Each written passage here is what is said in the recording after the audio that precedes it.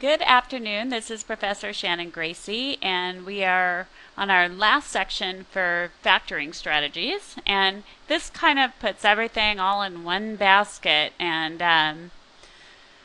definitely separates the, men from the boys and women from the girls. So here we go. Let's go ahead and warm up. We will be, learning how to recognize the appropriate method for factoring and using a general strategy for factoring polynomials. So here we go. Again, we're using Robert Blitzer's Introductory and Elementary Algebra for College Students textbook, and we're on section 6.5. So pause the movie and get all warmed up. See how you do.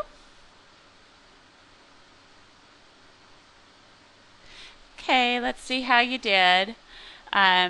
Here we'll remember that we are distributing, either one term at a time throughout. I think that's how I'll do this one. We're going to take our x and multiply it through the trinomial. So we'll get x, well, you know what, I'll write it out. X times this trinomial. And then we'll have plus 1 times the trinomial. Then when we multiply through, we'll get x cubed minus x squared plus x squared minus x plus 1. And combining like terms, we'll get x cubed. And notice that the x squared 0 out, the x's 0 out, and we'll get plus 1.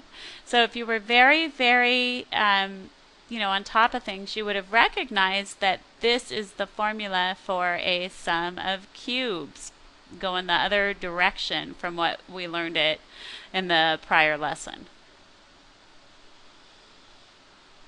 Okay, so why don't we take a look at this one, being a little more perceptive about it. Do you see, if this was our a and this was our b, this is a squared and this is b squared, and this here, 6xy, is a times b, right? So this is actually going to factor as the difference of these cubes. And we'll get 8x cubed minus 27y cubed. So either way, if you multiplied it all out, you would have gotten that result. Okay. So, on with the show. A strategy for factoring a polynomial. If there is a common factor other than 1, factor the GCF. So you look at all the terms in the polynomial, and if they've got anything in common, you factor it out. Determine the number of terms in the polynomial and try factoring as follows. So if there's only 2 terms, can the binomial be factored by one of the following special forms? So if we learned the difference of 2 squares, and if you recall, the formula for that was you would start out with a squared minus b squared, and it would factor as a plus b times a minus b. Now, and the next two here are you're not going to be responsible for on the exam, but it's part of the general factoring. If you have the sum of 2 cubes, right, which is a cubed plus b cubed, and that factors, remember, as a plus b times a squared minus a times b, plus b squared. Or you could have the difference of 2 cubes, and that looks like this. And it factors as a minus b times a squared plus a times b plus b squared. So that takes care of the, if there's just two terms. If there are three terms, is the trinomial a perfect square trinomial?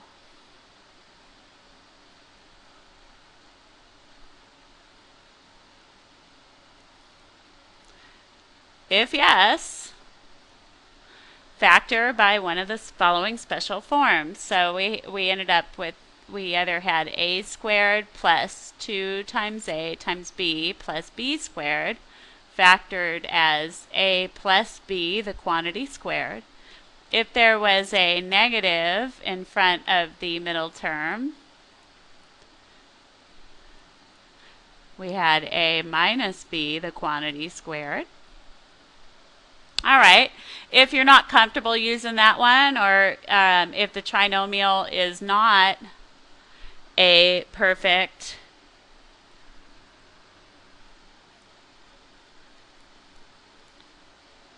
oh, and sorry, I should have done another line. Perfect square trinomial. Try factoring by, if you feel comfortable and you're good at it and you feel like you can show me enough work, you know, so I can grade it, you can try factoring by trial and error. But remember, I highly recommend factoring by grouping. Check to see, see if there are 4 or more terms. Try factoring by grouping.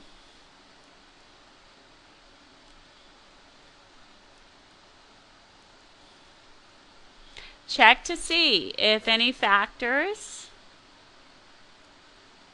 with more than one term in the factored polynomial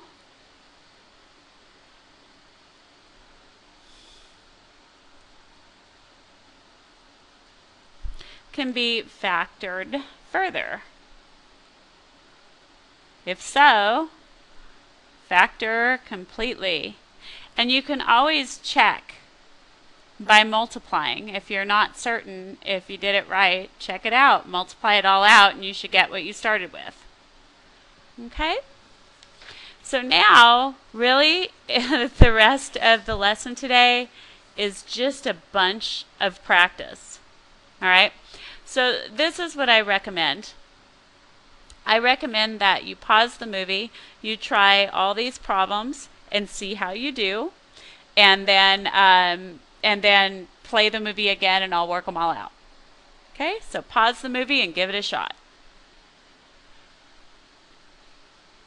Okay, let's see how you did.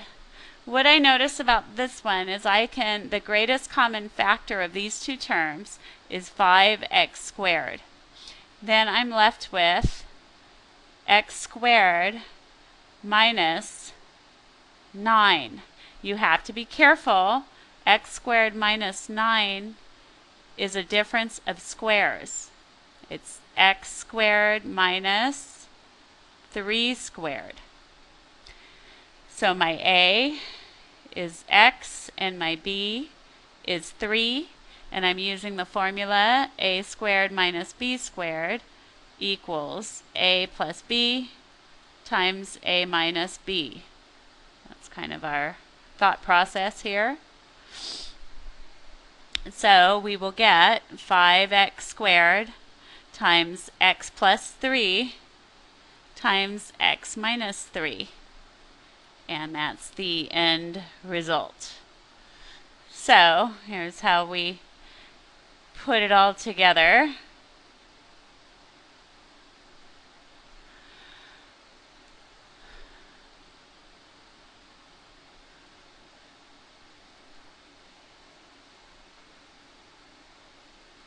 All right. How'd you do on that one? I bet you did great. Okay, so I noticed on this guy we can certainly factor out a 4. Then we're left with x squared minus 4x minus, let's see, 12.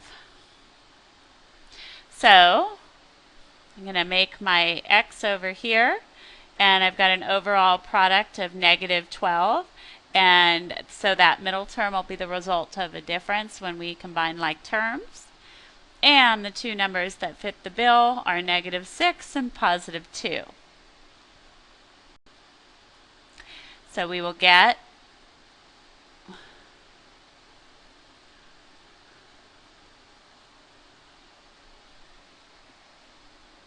the middle term was split like so.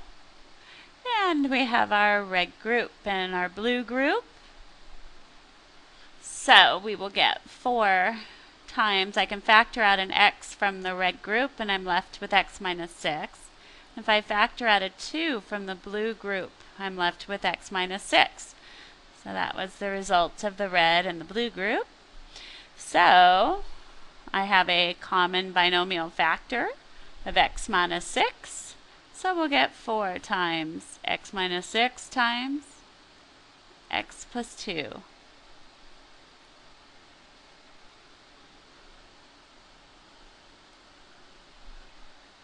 How'd you do on that one? Awesome! All right. So let's take a look at part C. I'm looking here, and it seems to me that, I'll just go ahead and do it over here. It seems to me we can take out a 4x, and then we're left with x to the 4th minus 16, which is a difference of squares. So we can write this guy as 4x times x squared squared minus 4 squared. So my a is going to be x squared, and my b is going to be 4. And so this will factor as 4x times x squared plus 4 times x squared minus 4, using the formula for difference of squares.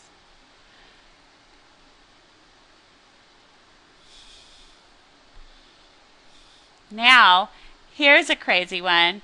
Check out that last term, x squared minus 4. This guy is also a difference of squares, kind of hiding in there. And this guy, our a would be x, and our b would be 2. Okay, so we will get 4x times x squared plus 4. Remember, there's no formula for the sum of two squares. And then this guy is going to be x plus 2 times x minus 2. And we're done.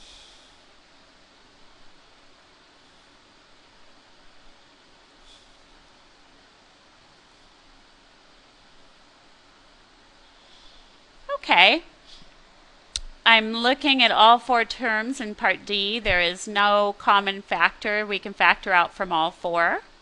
So I'm looking at, hey, we could try factoring by grouping. So the red group, I can factor out an x squared, and I'm left with x minus 4. And be careful, in the blue group, you factor out a negative 9, and you're left with x minus 4. So these were the results from the two groups. So then we will get, if we factor out that common binomial factor, we get x minus 4, then times x squared minus 9. Are we done? Good. No. We need to factor the x squared minus 9. It's a difference of squares. So we're going to get x plus 3 times x minus 3. So a is x and b is 3. That's another difference of squares hiding out.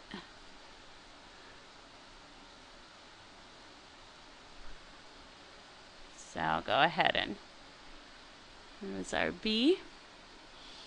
And this was our A. Okay.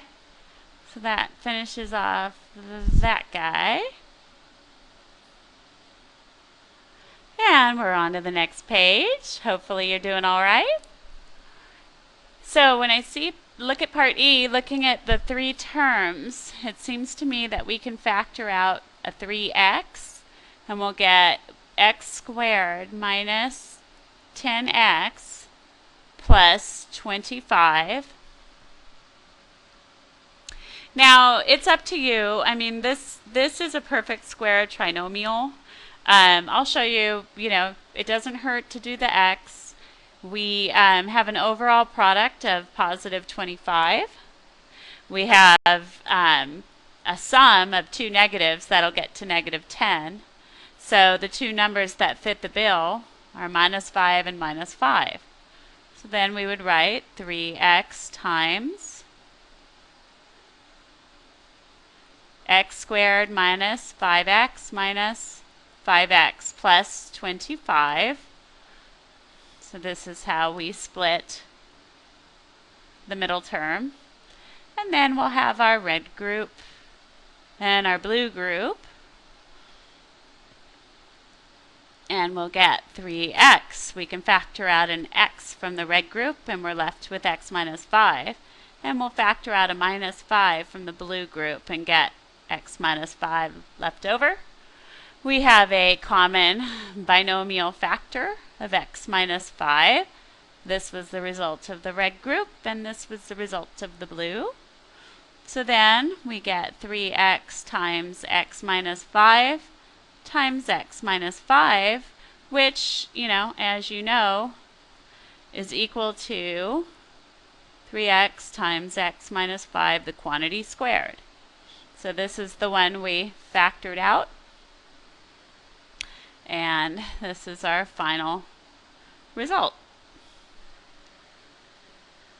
Okay, part F. We can factor out a 2w squared. We're left with w cubed plus 27. Well, this is 2w squared, and then we end up with a sum of cubes.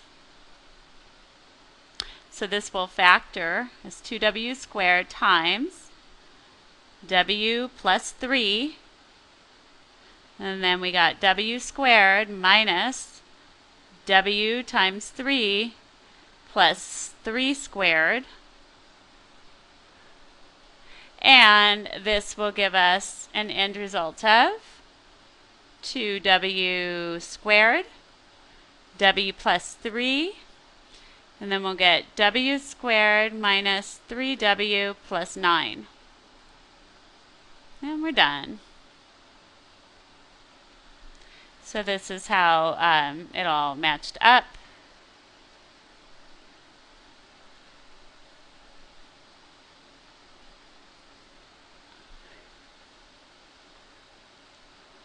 And part G,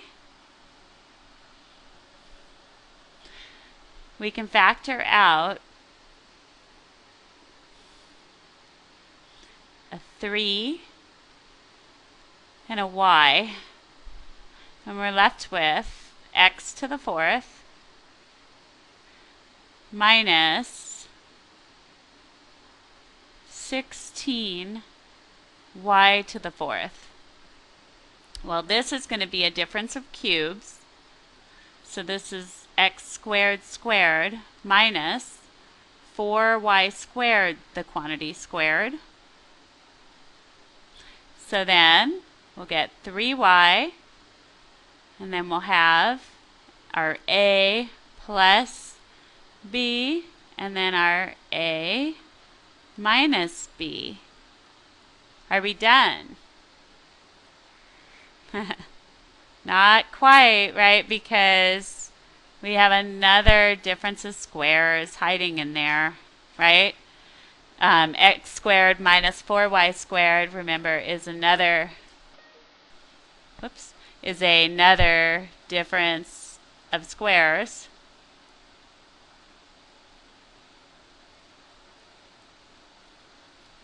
So we will get 3y times x squared plus 4y. And then this guy, our a, will be x. So we'll have x plus, and then b is 2y. And then x minus 2y. I'll write that over here. So a was x, and b was 2y. Because 2y, the quantity squared, is 4y squared. And then we're done with that one. Okay, and then part H, we have 1, 2, 3 terms, and it looks to me like we can certainly factor out a 3, and we can factor out an x, and that's it. So 3x, and then we'll have 4x squared plus 12xy, and then plus 9y squared. Now, this guy, if you notice, a is 2x, right? Because 2x, the quantity squared, gives us 4x squared. And b is 3y. And we got to ask ourselves, is 12xy equal to 2 times a, which was 2x, times b, which was 3y? So that would give us, yes, 12xy. So we'd say yes. And so therefore, we know it will factor as 3x times a plus b, the quantity squared. You could have also done that, using your factoring by grouping skills or your trial and error, and you should have got the same result. Okay. So now we've got, got a couple of challenging ones. This guy, we can factor out the x minus 1. We're left with 12x squared minus 4x minus 5. So now we need to see, can we factor the trinomial? So overall product of negative 60, and that would be a difference of negative 4. We got that negative 60 from multiplying those two guys. So now we need to figure out those numbers. So let's see. I think 10 and 6 work. Yeah. And it'll be negative 10 and positive 6. So we'll get x minus 1. And we'll get our 12x squared minus 10x plus 6x minus 5. And this is how we split our middle term. So then our red group and our blue group. So we'll get x minus 1. We can factor out 2x from the red group, and we're left with 6x minus 5. And then factor out a 1, we'll get 6x minus 5. So these were the results from the red and the blue, and then we have a common binomial factor of 6x minus 5. So we will get x minus 1 times 6x minus 5 times 2x plus 1. And we're all done. Nothing else can be factored further. Alrighty, part J. J is really tricky. It is true that we have 4 terms, Okay, but this one here, right? That looks a little shaky. This guy here is a perfect square trinomial, right? So if you look at this one, your A is x, your B is 7. You're asking yourself, is 14x equal to 2 times x times 7? Yes. So what happens is you're going to get x plus 7, the quantity squared, minus, now 16a squared can be written as 4a, the quantity squared. So now we have a difference of squares. So we're going to get x plus 7 plus 4a times x plus 7 minus 4a. And then you can simplify it as x plus 7 plus 4a, and then x plus 7 minus 4a. And then you're done. So that one was tricky. I mean, if you got that one, you should feel pretty good about yourself. Okay, so now let's look at our application here. Right, so we're being asked to express the area, and this is, supposed to be a circle. So you're supposed to express the area of the shaded ring in terms of pi, and then factor the expression completely. So you basically, the small circle, the area is pi times a squared. A is the radius of the small circle. The large circle area is going to be pi times b squared. So now we need to find the area of this shaded ring, right? So do you see, if you found the area of the large circle and subtracted the area of the smaller circle, you'd have the area. So the area of the shaded ring is equal to pi b squared minus pi times a squared. Well, that we could factor out a pi, and we get b squared minus a squared. We can factor that as a difference of squares, so we'll get b plus a times b minus a. And then that would be in square units, whatever our units were. Okay? All right, so that wraps up 6.5. We'll be doing solving quadratic equations by factoring next up. So we'll actually get to solve for x. All right, we'll get to solve for x. So have a wonderful day. I will talk to you soon. Bye.